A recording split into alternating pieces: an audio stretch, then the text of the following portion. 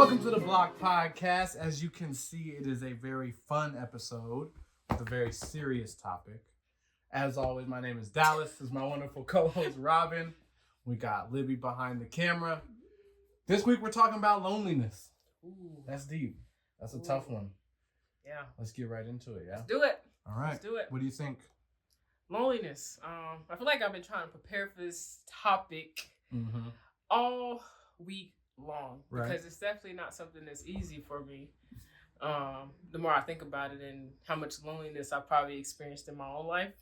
How do you feel about loneliness? It's difficult. I think, like, for this episode, I wanted to do, look at, actual, scholarly articles and, look up topics and talking points because I feel like it's something that, is so hard to navigate. Yeah. Right? It's something you have to learn how to deal with while you're feeling it. And, when you're just feeling alone and down, why? I don't want to do nothing. Yeah. And so it's hard. It's difficult. I feel like every time you do it, you get closer and closer to learning how to deal with it, but it doesn't make it any easier, you know? Yeah. I think my life stories and experiences, things I faced my childhood all the way into adulthood have made me more equipped to talk about loneliness because unfortunately it's something that I've experienced in my life a little bit too much than I would like to admit. Right.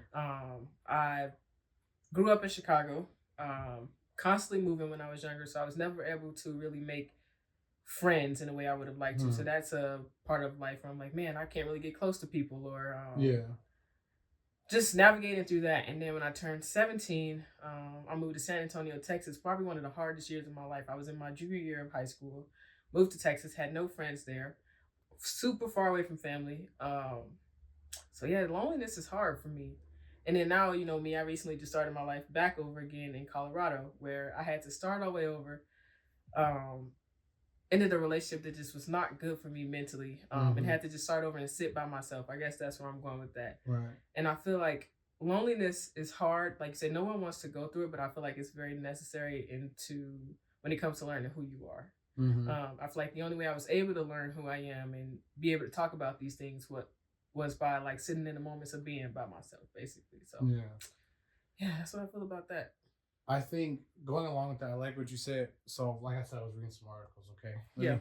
Indulge me for a second. This was the title. The title of the article is called "Understanding Loneliness in Younger People." Yeah. Review the opportunities and challenges for loneliness interventions. This is from Hermat Ali Shah and Muwafa Hussein, PhD, doctors from the University of Hamad bin Khalifa University in Qatar.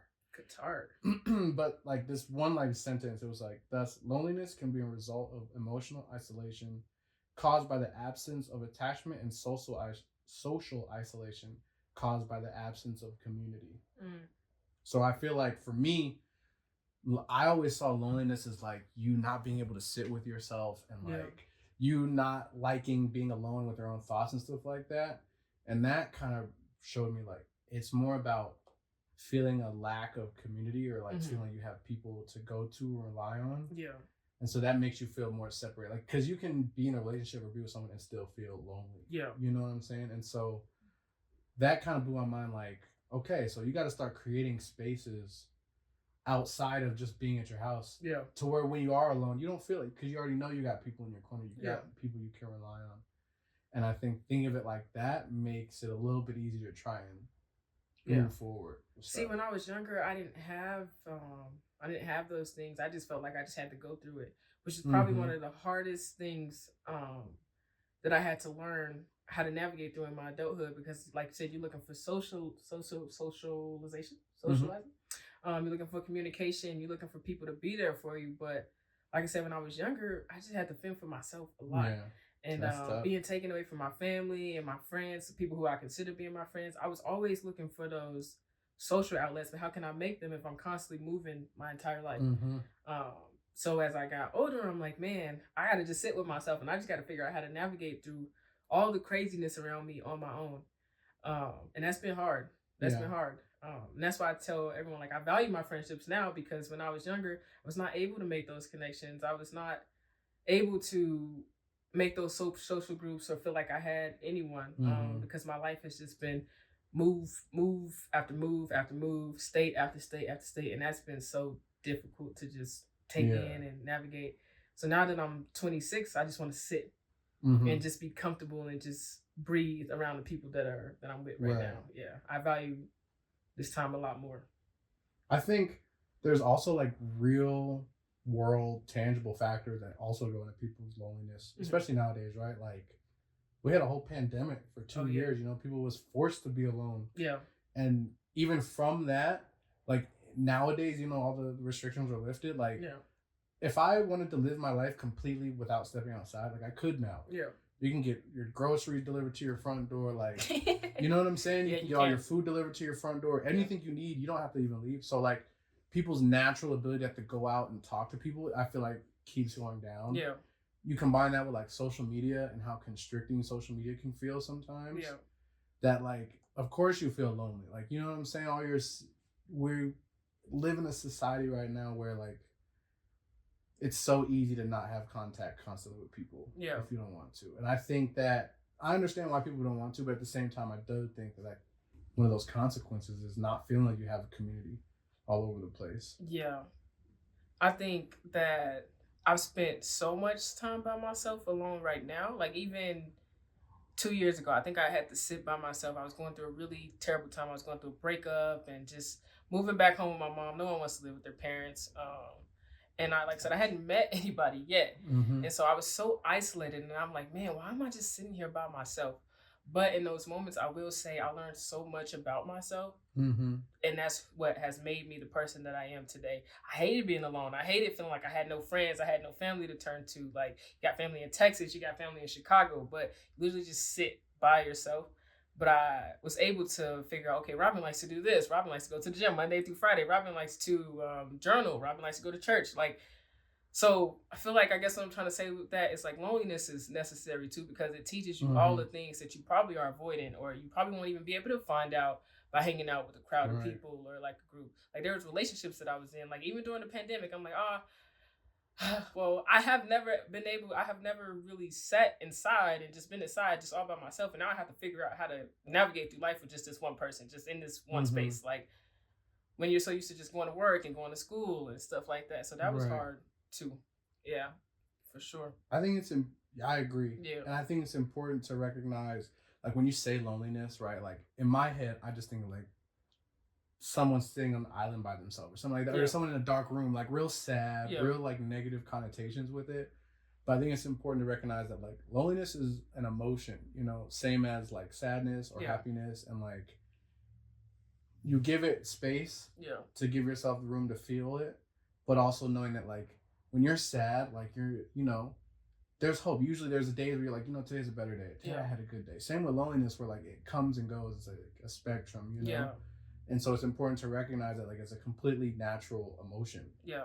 And there's also hope that it won't always be like that. Yeah. Obviously though, you have to put in the work, you know, sometimes building community, sitting with yourself and being honest with yourself, I think is important factors you got to take into account. But like, yeah, seeing it more as like a natural part of life opposed to like this horrible end all be all. Like, how did I end up so lonely? You know, like seasons, it comes and goes.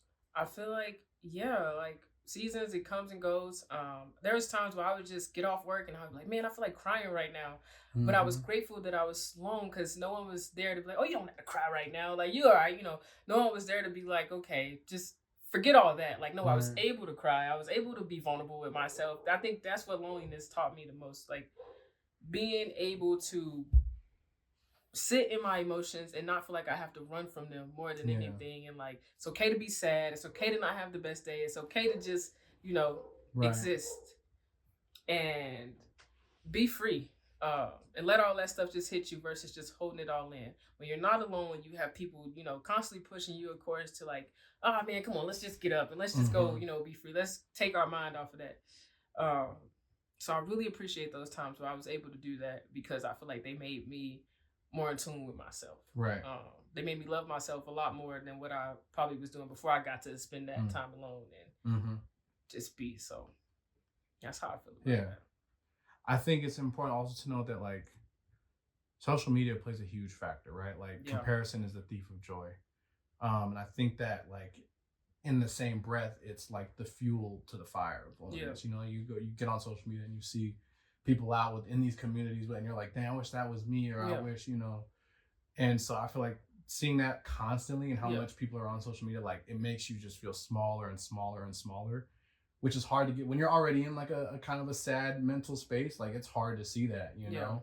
And so it probably feels even more restricting, which I think is like a side effect of the social media. Social media is just hard nowadays. You got all these people showing this part of their life, and it's just like... And you never know what's real. You never know what's real. You never know if they actually, you know, are having the best time of their life, or they're actually having the worst time of their life, if they go home and cry at night, and, you know...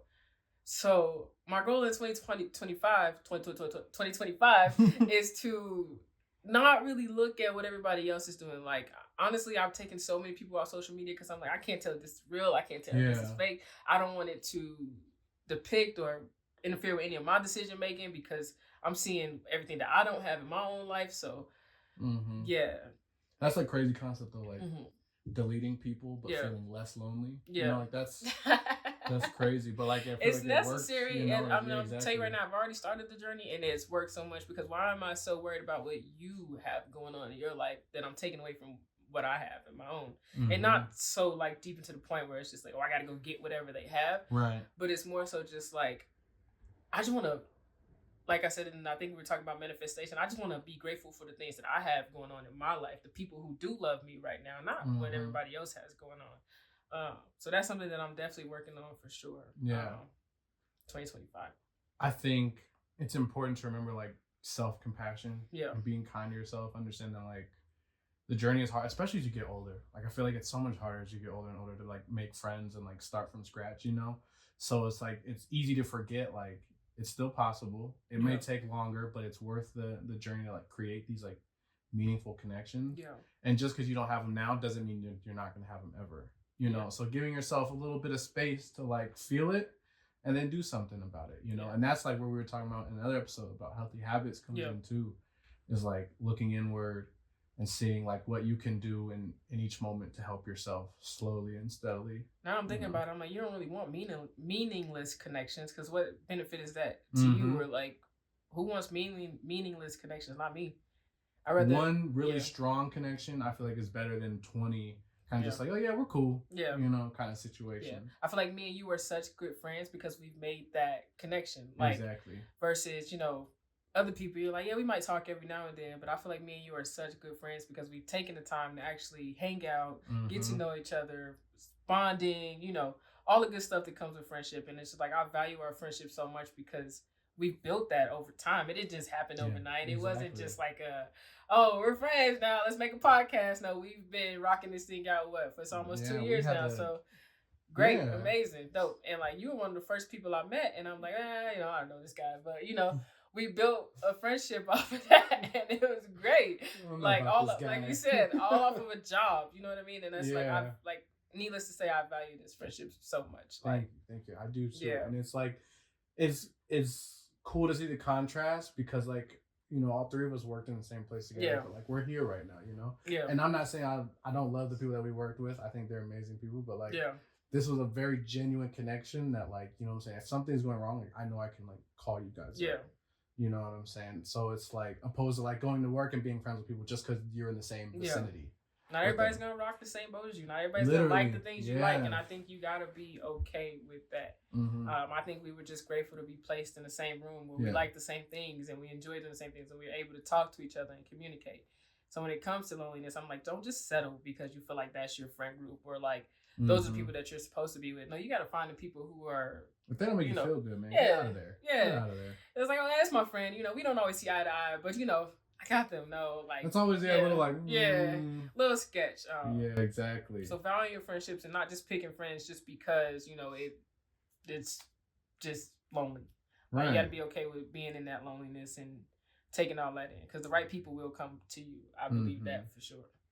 I think you got to remember that there's no time limit to feeling lonely or like not feeling like, you know what I'm saying? Like like I said, it comes and goes. Sometimes it lasts a day, sometimes it lasts an hour, sometimes it lasts a month, a year, like, but I feel like it's that choice of like actively trying to change something, you know, and that's the hard part because like obviously it's like, oh yeah, just like if you're sad, don't be sad. Like, you know, that's kind of what it sounds like. Easier said than done. But like it takes time, but it's like that consistency. Yeah.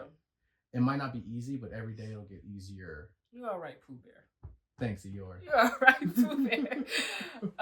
Yeah, like that's real. That's real for sure.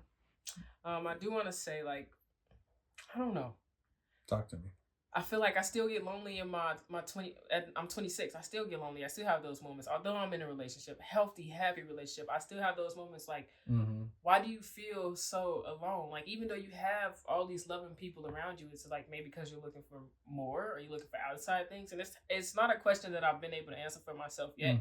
But I know it's something that all I can do is really continue working on it and trying to figure out what's within. Like, not saying that I'm just like, oh, super depressed, super sad all the time, but like I have moments where I'm just not okay, and I'm like, man, I feel like I'm just by myself in this thing. Like, but then I have to realize, like, no, you have people who love you, who support you, who probably go 5,000 miles for you. So it's just like learning how to navigate through those things a little bit better. Definitely another goal for 2025. I agree. That self-reflection and looking inside is very important. I think when it comes to like dealing with loneliness. These could be things from past life. I don't know, you know, like past traumas, past things that I've dealt with. Like I said, I've moved a lot in my life. So never really been able to make those connections. So now that I have them, maybe it's more so like trying to figure out how to keep them and juggle them in the right way versus thinking about past things. Right. So I mean, it's hard. Like I said, like who knows what you dealt with as a kid that you didn't realize you were dealing with as a kid that affects you in your adulthood. You know, that's why like that self-reflection becomes so important, because some stuff you have to go back that you don't even remember to try and figure out what's going on, or like, you know, what you thought you needed might not actually be what you need to help you. Yeah. I think it's just about getting out there and exploring options, feeling about what's right for you, and then going from there. Yeah. I like that. When's the time that you can remember that you felt really lonely? Like, really lonely? Really lonely. Yeah.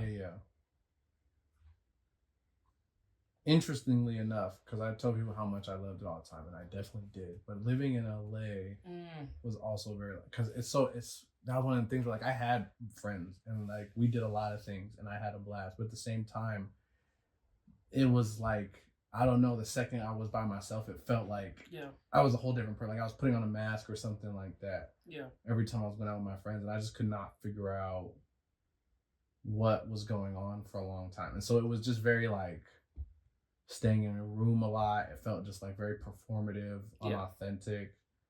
And I think it was going along with like outside of my like 5 or 6 really good friends. Like I knew a lot of people, I was hanging out with a lot of people, but it wasn't meaningful enough. It was kind of just like, what's the point of this? You know, it was very surface level. And I think that like played a much bigger effect on my mental health than I thought it did at the time. And like I really gave into like, you know, just feeling like alone, defeated. And then I was in California and my family's all here in Colorado, so I felt like even farther away from the people I thought, you know, were like my go-tos. So I think that was difficult for me. I think like, as much as I hate to admit it, moving back home helped a lot in this journey, at least to help me like reset and realize that like, no, you were good and you're good now. And that those feelings are still here sometimes, a lot of the time. But like now we have tips and tricks, and like I have friends here that like I can rely on.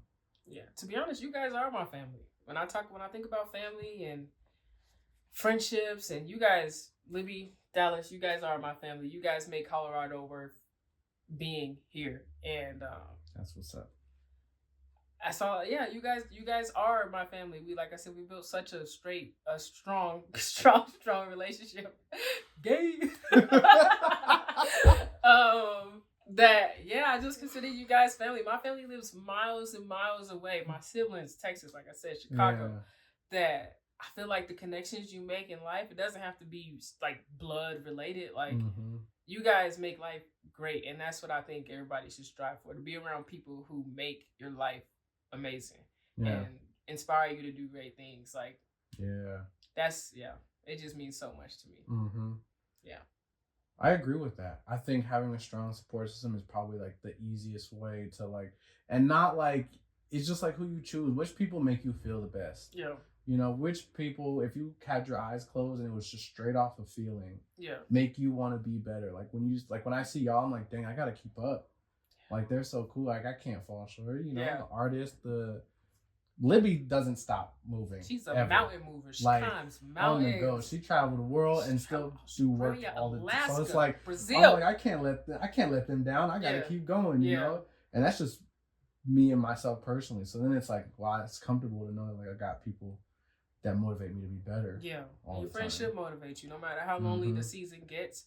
Hopefully everyone has friends or people around them that are just going to keep them going no matter how hard loneliness is, because it's hard. Yeah. Like, I feel like we could sit and talk about like how we get through it, but at the end of the day, I feel like everybody has to go through it. At some point, we all go through loneliness, and it's just a chapter in life, a little milestone that I feel like once you learn how to get through it, hopefully you can continue to apply it to life moving forward, because I don't want to say there's no way around it, but there are tools and ways that you can like, okay, what do I need right now in this moment to get me through this lonely season?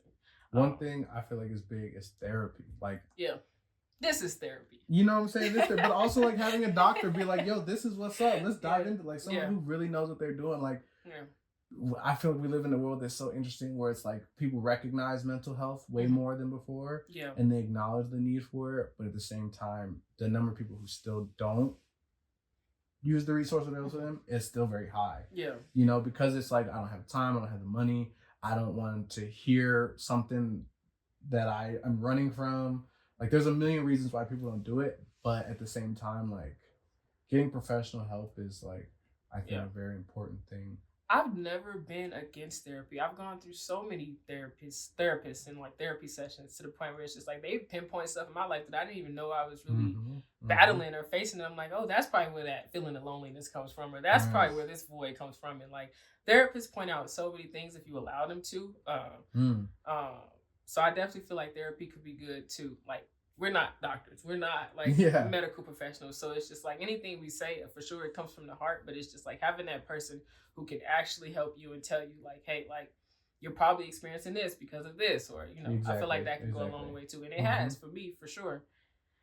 Haven't done therapy in a while. But I do for sure remember the times of going to therapy and being like, oh, this is why you feel the way you feel. And you need to work on that a little bit. You need to figure out better outlets and better ways, because there are better ways available to all of us. So, yeah, loneliness. I think last thing is like, you got to do different things if you want to change your situation. And that's the hardest part about being lonely. You know, like if you're feeling lonely right now, something's got to change. Yeah. Like, and that's far easier said than done. But I feel like that's the first thing to recognize, like, something's got to be different. Yeah. You know what I'm saying? You can't just wake up sad and lonely and do nothing and then expect tomorrow you're going to feel great. So like how do you change it? How do you moving into 2025? You ever have a period of time where you just feeling alone? What would be the advice that you would give someone to take that step? You know what I mean? Because like you said, easier said than done. I think snowflakes causes avalanches. You know, small tasks. Like for me, it was just about feeling accomplished in any way or form. Like, and that was like someone broke it down for me. They're like, just do something to get the ball rolling. Make your bed. Call it a day. Yeah. Boom. Today you did one thing. That's more than you did yesterday. Now you make your bed and you clean your room one day. All right, cool. And like seems like nothing, but you're getting out and you're moving. Now it's all of a sudden it's like, well, my room's clean. Let me get outside. Yeah. Let me get some vitamin D in my life. Now all of a sudden you're like moving, you're getting out in nature. Now you want to start exploring things and experiencing things again. Yeah. And it's a slow and difficult process, but I think breaking it down into small, tangible steps that you can consistently follow leads to opportunities, at least, to change your situation. I like that. I like that a lot.